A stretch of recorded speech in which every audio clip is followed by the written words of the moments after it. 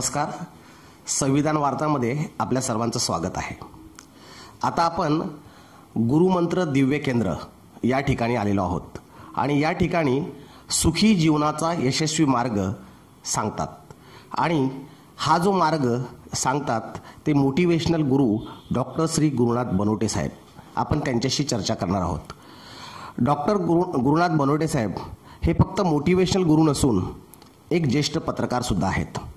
या बदलापूरमध्ये एक नामवंत व्यक्तिमत्व आहे, एक प्रतिष्ठित व्यक्तिमत्व आहे आणि एक चांगल्या प्रकारे या बदलापूर शहरामध्ये त्यांना मान सन्मान आहे आणि खूप वर्षाची त्यांची या शहरासाठी पराकाष्ठा आहे. तर डॉक्टर बनवटे साहेब, आपलं स्वागत आहे आमच्या चॅनलमध्ये. धन्यवाद. डॉक्टर साहेब, आपलं जे गुरुमंत्र दिव्य केंद्र आहे या ठिकाणी आपण सुखी जीवनाचा लोकांना यशस्वी मार्ग सांगता. तर कशा पद्धतीने हा सुखी जीवनाचा यशस्वी मार्ग असतो हे जरा आमच्या प्रेक्षकांना आणि संपूर्ण बदलापूरकरांना आपण विस्तृत स्वरूपात सांगा. नक्कीच सर. कसं आहे की आज प्रत्येक माणूस हा पिडलेला आहे. प्रत्येक माणसाच्या समोर काही ना काही अडचणी आहेत. कोणाच्या आर्थिक अडचणी असतील, कोणाच्या कौटुंबिक अडचणी असतील किंवा त्या पलीकडेही अनेक अडचणी असतात माणसाच्या. पण आपण इथं उद्देश काय ठेवला आहे की प्रत्येक माणूस जो जन्माला आला हा प्रत्येक माणूस यशस्वीपणे सुखी जीवन जगला पाहिजे. मग जेणेकरून त्याचे फॅमिली प्रॉब्लेम असतील, कुठले आजारपण असतील किंवा आणखी काही गोष्टी असतील त्याचे प्रॉब्लेम सॉल्व्ह करणं, त्याच्यासाठी आपण हे कार्यालय चालू केलं आहे की त्याला कुठल्याही प्रकारचे जर काही प्रॉब्लेम असतील, समजा घराचे असतील, त्याचे शारीरिक असतील, मानसिक असतील, फॅमिलीचे असतील, मुलांचे असतील, नवरा बायकोचे असतील, हे कुठलेही त्यांचे जे प्रॉब्लेम असतील ते त्यांचे प्रॉब्लेम सॉल्व्ह करण्यासाठी किंवा त्यांना योग्य त्या पद्धतीने सल्ला देण्यासाठी आपण या ठिकाणी बसलेलो आहोत. आणि तेच त्यांना का त्यांचा जेणेकरून संसार किंवा त्यांचे जे कुटुंब आहे हा सुखी कसा होईल, हा सुखी होण्याच्या दृष्टीने आपण यांना प्रत्येकाला इथे या ठिकाणी सल्ला देतोय किंवा त्यांना काही गोष्टी सांगितल्या जातात की जेणेकरून तुम्ही आणि तुमचं कुटुंब जे जन्माला आलेलं आहे हे यशस्वीपणे आणि सुखी जीवन कशा पद्धतीने जगणार हे आपण आपल्या मार्फत प्रत्येक इथे येणाऱ्या व्यक्तीला सांगतोय. डॉक्टर साहेबांनी सांगितलं की अनेक लोक अनेक प्रकारच्या समस्याने ग्रासलेले असतात.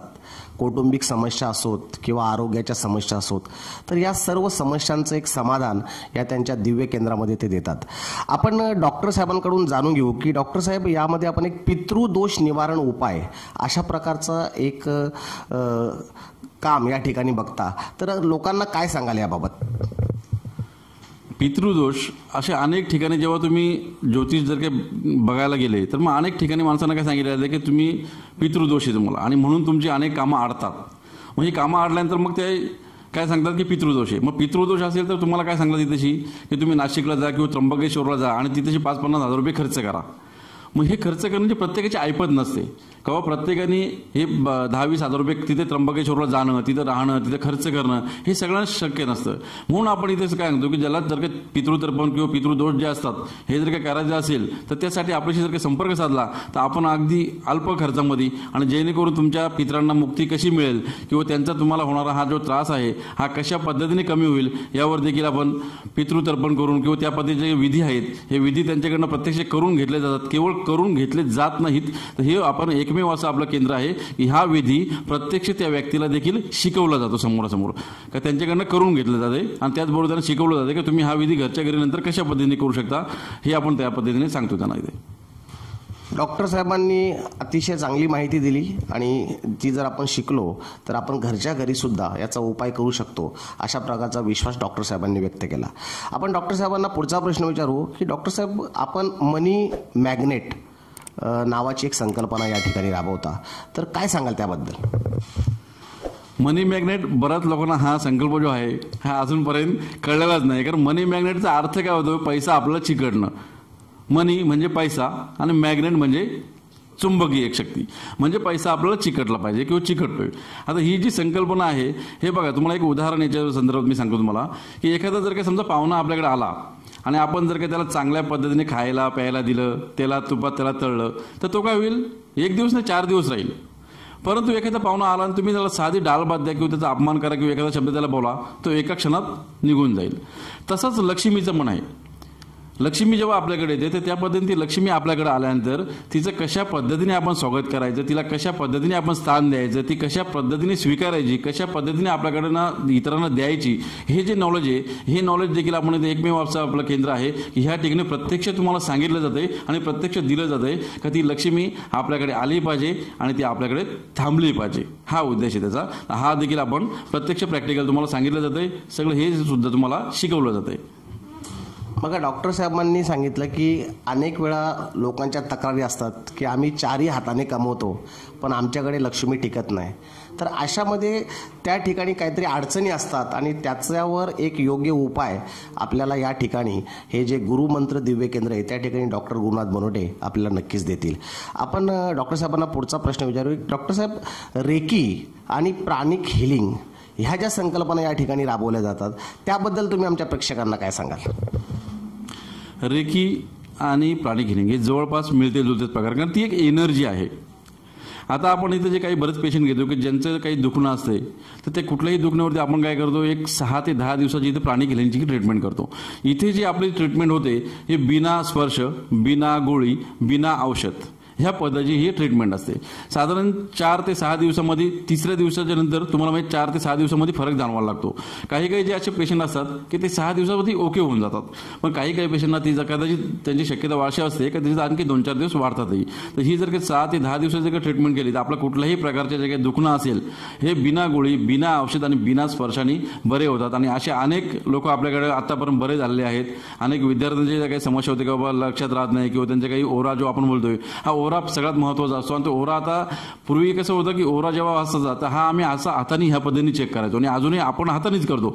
पण ह्या मशीन ज्या आल्यात की या मशीनची भयानक किमती आहेत. आपल्या शरीराचे बहुतेक ओरा असतो, त्या ओऱ्यावरती 7 लेअर असतात आणि म्हणून कधी आपल्याला सर्दी ताप जर काय असं वाटलं तर अगोदर आपल्याला थोडं जाणवतोय की बाबा आता मला सर्दी होणार आहे किंवा आता मला ताप येणार आहे, हे आपल्याला जाणवतंय.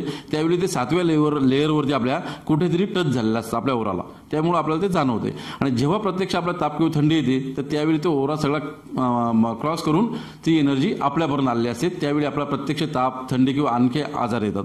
त्यामुळे माझं असं सजेशन राहील की आज तुम्हाला कुठलाही आजार नसेल तर आजार नसताना तुम्ही जर का हे ओरा क्लीन जर काय करून घेतलं 15 दिवसातून किंवा महिन्यातून एक वेळा, याचा अत्यल्प खर्च आहे. हा खर्च जर काही तुम्ही समजा महिन्यांनी 2 महिन्यांनी जरी तुम्ही केला तर तुमचा ओरा क्लीन राहील आणि भविष्यामध्ये जे काही तुम्हाला आजार लागणार असतात ह्याच्यापासून तुम्ही दूर राहू शकता. आज आपण असं करतोय की प्रत्येकजण काय करतो, आजारी झाल्यानंतर दवाखान्यात जातोय. पण माझं प्रत्येकाला इथं आल्यानंतर हे सांगणं असतंय की तुम्ही स्वतःवरती आतापर्यंत किती गुंतवणूक केली, तर प्रत्येकाचं उत्तर 0 येते. याचं कारण असं आहे की आपण आजारी झाल्यानंतर दवाखान्यात जातो, ती तुमच्यावरती इन्व्हेस्ट नाही झाली. तुमच्यावरती इन्व्हेस्ट कधी का तुम्ही व्यवस्थित खाता पिता, व्यवस्थित हिंडता पिता, सगळ्या गोष्टी तुम्ही व्यवस्थित करता आणि तरीही जेव्हा तुम्ही तब्येतीवरती काहीतरी खर्च करताय त्यावेळी तुमच्या शरीरावरती किंवा तुमच्या बॉडीवरती तुम्ही ती इन्व्हेस्ट केली असं आपल्याला म्हणायला हरकत नाही. आज काही इन्शुरन्स काढला, पॉलिसी काढली कुठली, म्हणजे आपण स्वतःवरती खर्च केला असं मुळीच होत नाही. मग आपण स्वतःवरती कधी खर्च केला असं समजू शकतो की जेव्हा मला कुठलाही आजार नसताना, कुठलंही दुखणं नसताना मी अगदी ठणठणीत मजबूत आहे आणि तरीही माझी बॉडी भविष्यामध्ये आणखी जर काही तंदुरुस्त आणि मजबूत राहावी असं जर काय वाटत असेल तर मित्रांनो नक्कीच तुम्ही प्रत्येक महिन्याला किंवा 2 महिन्यांनी 3 महिने कमीत कमी आपला ओरा जरी क्लीन करून घेतला तरी मला वाटतंय खूप होईल आणि आपण निरोगी आयुष्य जीवनामध्ये जगू शकतो. का जो आपण सांगतो सुखी जीवनाचा यशस्वी मंत्र. मित्रांनो, पैसा आयुष्यभर प्रत्येक मनुष्य पैसा कमवत असतो, परंतु सुखाचं आणि निर्विकार किंवा निरोगी आयुष्य मिळवणं हे आजच्या परिस्थितीत खूप महत्त्वाचं आहे की जेणेकरून आपण आयुष्य जर का आपलं निरोगी असेल तर आपण हव्या त्या गोष्टी करू शकतो, जे पाहिजे ते आपण करू शकतो. पण जर का समजा मित्रांनो आपला शरीरच आजारी असेल, आपल्याला जर का शरीरच साथ देत नसेल तर पुढे आपण काय करणार, तुम्ही पैसे तरी कसे कमवणार, हा एक गहन प्रश्न आहे. त्यामुळे आपली तब्येत किंवा आपला शरीर, आपली बॉडी हे सांभाळणं खूप महत्त्वाचं आहे. आणि म्हणून जर का माझं मत असं आहे की प्रत्येकाने जर का 1 ते 3 महिने किंवा 2 महिने जरी हा ओरा क्लीन करून जर घेतला तर त्यांना भविष्यातले आजार हे निश्चितपणे टाळता येतील असं मला वाटतंय. बघा, आपण मराठीमध्ये एक चांगली म्हण आहे की तहान लागल्यावर विहीर खोदता येत नाही, त्याच म्हणीला साजेसं ठरेल अशा पद्धतीने गुरुनाथ बनोटे साहेबांनी याचं विश्लेषण केलेलं आहे. आता जर बनोटे साहेबांनी सांगितलं की जर अगोदरच म्हणजे तुम्ही आजारी पडण्याच्या अगोदरच या ठिकाणी तुमचा ओरा जर क्लीन केला तर तुम्हाला गंभीर आजारापासून पुढे मुक्तता मिळण्याची जास्त शक्यता आहे. त्यामुळे तुम्ही याकरता आम्ही बनोटे साहेबांचा नंबर आमच्या स्क्रीनवर देत आहोत. तुम्ही त्यांचा पत्ता ते सांगतील, तुम्ही त्यांना जरूर संपर्क करा आणि तुमचे जे काही आयुष्यामधील जे काही तुमच्या समस्या आहेत सर्व प्रकारच्या समस्यांचं निराकरण हे त्यांच्या केंद्रामध्ये केलं जातं. डॉक्टर साहेबांना आपण त्यांच्याकडे कोणकोणत्या प्रोडक्ट्स मिळतात त्याबद्दल माहिती विचारली, त्यांच्या किमतीही विचारल्या, त्या संदर्भात त्यांनी तिथे थोडक्यात माहिती दिली. पण आता आपण डॉक्टर साहेबांकडनं विस्तृत स्वरूपात माहिती घेऊ की तुमच्याकडचे जे प्रोडक्ट आहेत ते क्वालिटी असून स्वस्त आहेत मार्केटपेक्षा, तर ते कशा पद्धतीने स्वस्त आहेत आणि काय त्यामागे तुमची भूमिका आहे? परिस्थिती अशी आहे की एखादी वस्तू जेव्हा आपण मार्केटमध्ये जाऊन विकत घेताना त्याच्यामध्ये अनेक हे असतात, म्हणजे काय बोलतात त्याला, मध्ये जे स्टेप असतात का, जो मेन डीलर, खालची डीलर, हे असे जे काही स्टेप असतात त्यामुळे तो मार्जिन जी वस्तू जी आहे ती प्रत्येकाला डिवाइड केल्यामुळं वस्तूची किंमत वाढते. आणि आपल्या इथे समजा तुम्ही भीमसेन कापूर असेल, रुद्राक्ष असतील, स्फटिक माळी असतील किंवा कुठलीही वस्तू जी आपल्या इथे तुम्ही घेतली तर हिची किंमत कमी का आहे? किंवा रत्न आहेत आपल्याकडे, हे जे तुम्हाला पुखराज, पन्ना वगैरे हे जे रत्न आहे सगळे पाचू, हे जर काय आपल्याकडे कमी भावामध्ये का मिळतात? कारण मित्रांनो याच्यामध्ये खूप माहिती देणं आवश्यक आहे की ह्या किमती कमी कशामुळे होतात. तर आपला ज्या वस्तू ज्या येतात ह्या डायरेक्ट वरून म्हणजे मोठ्या डीलरकडून किंवा मेन सप्लायरकडनं येतात. त्यामुळे मधले जे डीलर आहेत सगळे हे कट झाले त्याच्यातून, आणि हे कट झाल्यामुळे त्यांची जी मार्जिन आहे किंवा वस्तूची जी किंमत वाढण्यासाठी त्यांना जे द्यायला लागतात हे कुठे द्यावं लागत नाही आपल्याला. हे आपलं डायरेक्ट थेट तिकडनं आपण ग्राहकांपर्यंत पोहोचवतोय आणि म्हणून आपल्या इथल्या वस्तूंच्या किमती कमी आहेत. तर कापूरचं मार्केटमध्ये 4,000 ते 4,500 रुपये किलो आहे. कमीत कमी 3,000च्या खाली कुठेही मिळणार नाही तुम्हाला बदलापूरमध्ये. तो आपण आज 2800 रुपये किलोच्या हिशोबाने देतो. भले तुम्ही 50 ग्रॅम घ्या, 100 ग्रॅम घ्या, पण आपण 2800 रुपये किलोच्या हिशोबाने देतो. रुद्राक्ष असतील, रत्न असतील, हे सगळे जे आहेत हे आपण डायरेक्ट तिकडनं उचलल्यामुळं आपल्या इथे जे भाव आहेत वस्तूंचे हे अत्यल्प कमी भाव आहेत. आणि म्हणूनच आपल्या इथल्या याच्यावरती विश्वास ठेवा तुम्ही. कारण काहींचं म्हणणं असं की एखादी वस्तू स्वस्त आहे मग ती वस्तू डुप्लिकेट आहे का, हा प्रश्न अनेकांच्या मनामध्ये पडतो. का इथे पण अजून येतात. रत्न जर काही घ्यायचं असेल त्या दिवशी आपण एका ग्राहकाला 15,000 रुपये पुखराजची किंमत सांगितली चांगल्या ओरिजिनलची. तो आणखी मला विचारतो की 25,000चा आहे का तुमच्याकडे. म्हणजे आपण एक विश्वास तुमचा हा सगळ्यात महत्त्वाचा आहे. तोच रत्न मार्केटला तुम्हाला 25 किंवा 50,000ला मिळणार आहे.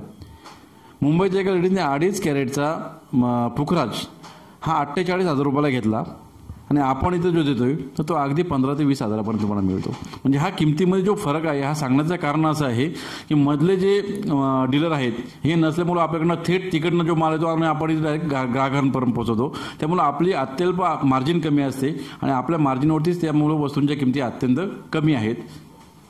आपण बघितलं की कुठलंही प्रोडक्ट एक कंपनी त्याचं प्रोडक्शन करत असते, त्याच्यानंतर मग स्टॉक डीलर असतात, होलसेलर असतात, रिटेलर असतात आणि सगळ्यात मोठं पार्ट आहे की त्याची ॲडव्हर्टाइजमेंट केली जाते. म्हणजे एखादी वस्तू जर 4 रुपयाला बनत असेल तर ती ग्राहकांपर्यंत येता येता 10 रुपयाची होते आणि म्हणून ती मार्केटमध्ये आपल्याला महाग मिळते. तर या संदर्भामध्ये डॉक्टर गुरुनाथ बनवटे यांनी ही बाब अचूक हेरली आणि हे प्रोडक्ट जे आहेत हे डायरेक्ट डीलरकडनं त्यांनी ते प्राप्त केले आणि त्यांचे स्वतःचं नेटवर्क असल्यामुळे त्याची ॲडव्हर्टाइजमेंट पण ते स्वतः करतात आणि जो काही 60% जे वाटप इतर त्रयस्थ लोकांना होत होतं त्याचा बेनिफिट ते ग्राहकांना देतात, जेणेकरून ग्राहकांचं भलं झालं पाहिजे अशी त्यांची भूमिका आहे. म्हणून ते प्रोडक्ट आपल्याला स्वस्त मिळतात. तर ते अतिशय उत्तम क्वालिटीचे प्रोडक्ट आहेत आणि ते स्वस्त मिळण्यामागचं कारण त्यांनी एक्सप्लेन केलेलं आहे. आणि ते प्रोडक्ट आपण एकदा जरूर वापरा, मार्केटच्या प्रोडक्टशी तुम्ही कंपॅरिझन करा आणि तुम्हाला स्वतःला खात्री होईल की हे प्रोडक्ट अतिशय उत्तम आहेत आणि कमी किमतीमध्ये मिळतात आणि आपण या ठिकाणाला जरूर भेट द्या असं आम्ही तुम्हाला आवाहन करतो. गुरुमंत्र दिव्य केंद्राचे मोटिवेशनल गुरु डॉक्टर गुरुनाथ बनवटे यांच्याकडनं आपण आता वास्तुशास्त्र आणि मंत्रशास्त्र ह्या ज्या काही संकल्पना आहेत याच्याबाबत जाणून घेऊ. काय सांगाल डॉक्टर साहेब? मंत्रशास्त्र बघा, हे मंत्र आत्ताचे नाहीत, हे ऋषी मुनींच्या काळापासून वेदकाळापासून मंत्र हे चालू लागले. पूर्वी असं होतं का आजारी झाला की माणूस डॉक्टरकडे जात नव्हता. एकतर आयुर्वेदिक काहीतरी झाडपाल्याचे औषधं करायचं आणि दुसरी गोष्ट काही मंत्र का काही आजारांच्यावरती काही मंत्र देखील काम करतात. मात्र याच्यामध्ये एक गोष्ट अशी मी सांगू इच्छितो की तुम्ही किती विश्वासाने करताय हे देखील तुम्हाला गरजेचं आहे. कारण काय अनेक लोक मग बोलतात की मग मंत्र घेतला यांच्याकडनं आम्हाला फरक नाही पडला, पण तुम्ही तो कशा पद्धतीने करता आणि किती विश्वासाने करताय. माझी ते खात्री आहे 100% की तुम्ही 100% विश्वास ठेवा, 100% मंत्र हे तुमचे काम करणारच करणार याची मला पूर्ण खात्री आहे. कारण मी देखील अनेक गोष्टींच्यावरती अनुभव घेतलेला आहे आणि म्हणून मी खात्रीने तुमच्याशी बोलू शकतो. पण फक्त एक तुमचा विश्वास यासाठी अत्यंत महत्त्वाचा आहे. सर आता वास्तुशास्त्र संदर्भात हे करतो. वास्तुशास्त्र बघा, पूर्वीची जी वास्तू असायच्या ह्या पूर्वीच्या काही वास्तूंमध्ये खूप एनर्जी असायची. कारण त्यांनी त्या पद्धतीने ते बांधलेलं असतं किंवा वास्तूचे जे वरचे शेप आहेत हे पिरॅमिड टाईप दिलेले असतात. आजही जुनी घरं जर का आपण बघितली तर असं बघा चारही बाजूने असं एकत्र आलेलं असं आणि वरती एक पिरॅमिड कौलारू घराणा दिलेला असतो. म्हणजे हा खूप महत्त्वाचा आणि अत्यंत गरजेचा पॉईंट आहे की त्या घरांमध्ये एनर्जी किंवा त्या घरामध्ये आपल्याला फ्रेशपणा का वाटत होता, कारण ते एक पिरॅमिड टाईप त्यांची रचना असायची. आता काय होतं, कशाही बिल्डिंग उभ्या राहतात, कशीही घरं आपल्याला हवी त्या डिझाईनमध्ये उभी राहतात आणि त्यामुळं प्रॉब्लेम कसा येतो की अनेक ठिकाणी वास्तूंमध्ये देखील दोष असतात. आता कधी कधी परिस्थिती अशी जसे कोणी बोलतो आमचा दरवाजा दक्षिणेकडे आहे, दक्षिणेकडचा दरवाजा देखील आपल्याला लखपती किंवा करोडपती बनवू शकतो, मात्र तो योग्य ठिकाणी तुमची ती चौकट बसली गेली पाहिजे. कारण काही काही असे अपवाद असतात की आम्हाला दक्षिणेशिवाय दिशाच नाही, मग दक्षिण दिशेचं आम्हाला नको आहे, पण आम्हाला पर्याय पण नाही, कारण दक्षिण दिशेलाच आमचं अंगण आणि पुढे सगळ्या गोष्टी आहेत. पण असं नाही मित्रांनो, का तर दक्षिण दिशा ही देखील आपल्याला योग्य पद्धतीने जर का तुम्ही अभ्यास करून चौकट जर का योग्य पद्धतीने त्या ठिकाणी दरवाजा आपला ठेवला तर दक्षिण दिशा देखील आपल्याला नक्कीच लाभदायक आहे. ती देखील आपल्याला लखपती किंवा करोडपती बनवू शकते. वास्तूच्या संदर्भात मी अनेक गोष्टी सांगू इच्छितो, कारण वेळेच्या अभावी आपल्याला काही गोष्टी हे करता येईल. वास्तूमध्ये आपण काही गोष्टी मित्रांनो अशा आहेत का हे संपूर्ण वास्तुयंत्र आहे. हे जे समोर दिसतं आपल्याला हे संपूर्ण वास्तुयंत्र आहे. हे श्रीयंत्र आहे, हे धनासंदर्भात आपण वापरू शकता, हे व्यापारासंदर्भात वापरू शकतो आपण. हा जो आहे कुबेर यंत्र आहे इथे. तसेच एक एनर्जी तयार करण्यासाठी आपण हे देखील स्वस्तिक पिरॅमिड जे बोलतो आपण, हे स्वस्तिक पिरॅमिड काय का आपली पूर्वी बघा काही दरवाजेचे जे होते ते पिरॅमिड दाखवलेले असतात दरवाजांची होती. जी दरवाजांची जी रचना होती त्या रचनेमध्येच त्यांनी पिरॅमिड टाईप अशी ती रचना केलेली असायची. आता मित्रांनो काय झालं की दरवाजे सगळे प्लेन झाले आणि त्यामुळे ह्या अशा वस्तूंची आपल्याला लावण्याची गरज लागते की हे स्वस्तिक पिरॅमिड आहेत. हे इतर अन्य पिरॅमिड आणि ही सगळी हे देखील आपण घरामध्ये ठेवू शकतो किंवा लावू शकतो.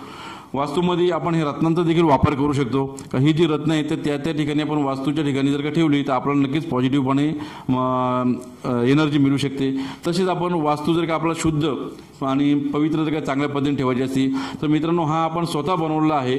हा एक श्री शिवसमृद्धी धूप नावाचा आपण एक प्रोडक्ट तयार केलेला आहे मित्रांनो. हे याच्यामध्ये प्युअर जे गोष्टी आहेत, तूप, जटामाशी, चंदन, हे ज्या काही गोष्टी आहेत की जेणेकरून ह्या प्युअर वस्तू आपण वापरण्यामुळे माणसाला जास्तीत जास्त एनर्जी घरामधली पॉझिटिव्ह करण्यासाठी एक मदत होते.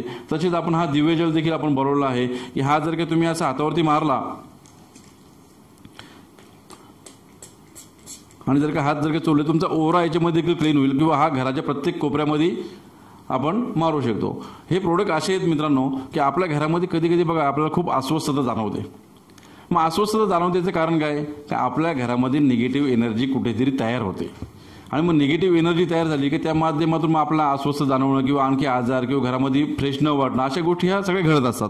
याच्यासाठी मित्रांनो हे जर का तुम्ही धूप किंवा हा स्प्रे वापरला किंवा ह्या वास्तूच्या काही जर का वस्तू वापरल्या तुम्ही, आता जसं कापूर आपण आहे की हा कापूर तुम्ही दररोज घरामध्ये जाळा, भीमसेन कापूर, त्याचे खूप चांगले तुम्हाला रिझल्ट मिळतील. म्हणजे हे जर का वास्तू शुद्ध जर का आपली ठेवली तर आपल्याला नक्कीच त्याच्यामधून एनर्जी मिळेल, धनप्राप्ती देखील आपल्याला त्याच्यातून होऊ शकते, आरोग्य संपदा देखील आपल्याला मिळू शकते. आणि त्यासाठी मित्रांनो आपल्याला आपली वास्तू शुद्ध आणि एनर्जेटिक ठेवणं अत्यंत गरजेचं आहे.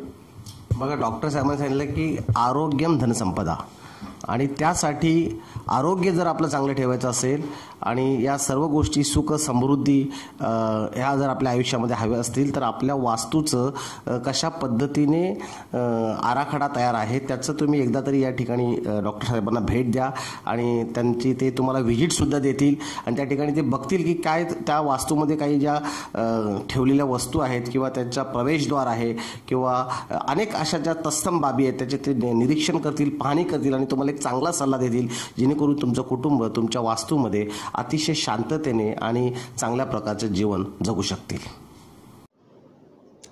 एक प्रश्न जो तुम्हालाही पडला असेल, जो मलाही पडला आहे की संपादक गुरुनाथ बनोटे हे डॉक्टरेट गुरुनाथ बनोटे कसे झाले, ही डॉक्टरेट पदवी त्यांना कशा पद्धतीने मिळाली, कुठून मिळाली.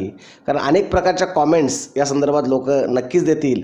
तर त्या अगोदरच तुमच्या प्रश्नांचं, त्या कॉमेंट्सचं उत्तर आपण स्वतः डॉक्टर गुरुनाथ बनोटे यांच्याकडनं जाणून घेऊ आणि या पदवीबद्दल जाणून घेऊ. काय सांगाल डॉक्टर साहेब? नक्कीच खूप महत्त्वाचा प्रश्न आहे. कारण अनेकांचे कॉमेंट्स नंतर पडले असं का बाबा पत्रकार असताना डॉक्टरेट किंवा डॉक्टर कसे झाले. हे जे डॉक्टरेट झालेलं आहे हा मित्रांनो ज्यावेळी आम्ही तिकडे सिंगापूरमध्ये जेव्हा फॉर्म भरले आमचे सगळे तर माझा 3 वेळा फॉर्म रिजेक्ट झाला होता कारण ही पदवी मिळवण्यासाठी डॉक्टरेट. मग मी त्यांना सांगितलं माझं गुरुमंत्रावरती मिळेल का, सगळी फाईल पाठवली, नाही मंजूर होत. मग मी त्यांना बोललो उल्हास प्रवृत्ती किंवा पेपरवरती काय मिळू शकते का, जवळजवळ पेपरवरती तुमचे किती वर्ष झाले ते बघा. हाही प्रश्न महत्त्वाचा आहे, कारण तुम्ही 2-5 वर्ष काही जाल आणि ती पदवी करायला जाल तर तसं होत नाही ते. मग त्यांना मी सगळी 25 वर्षापासूनची जी माझे डॉक्युमेंट्स आहेत ही सगळी त्यांना जोडली. 2-3 वेळा त्यांनी करेक्शन केलं त्या फाईलमध्ये, आणि त्याच्यानंतर त्यांनी सिंगापूरमध्ये जो कार्यक्रम जो झाला त्यांचा, तर त्याच्यामध्ये मला डॉक्टरेट ही जाहीर केली आणि डॉक्टरेट पदवी मला ही सिंगापूरमध्ये दिली गेली. आणि हीच ट्रॉफी मित्रांनो आता तुमच्या माहितीसाठी या ठिकाणी आपण लावलेली आहे का ही पदवी जी दिली मला, ही पदवी देऊन त्या सिंगापूरमध्ये आपला सत्कार झाला. तर अशा प्रकारे सिंगापूर या देशाने गुरुनाथ बनोटे यांना डॉक्टरेट ही पदवी दिली आणि मग ते आता त्यांच्या नावापुढे डॉक्टर असं लावतात, तो त्यांना अधिकार प्राप्त झालेला आहे. म्हणून आपण त्यांच्या संपूर्ण मुलाखतीमध्ये त्यांचा उल्लेख डॉक्टर गुरुनाथ बनोटे असा केलेला आहे, कारण तसा करण्याचा अधिकार त्यांनी स्वतः मिळवलेला आहे. Bureau chief Kailas Jadhav, advocate Dinesh Thackeray, कायदेविषयक सल्लागार, संविधान वार्ता, बदलापूर.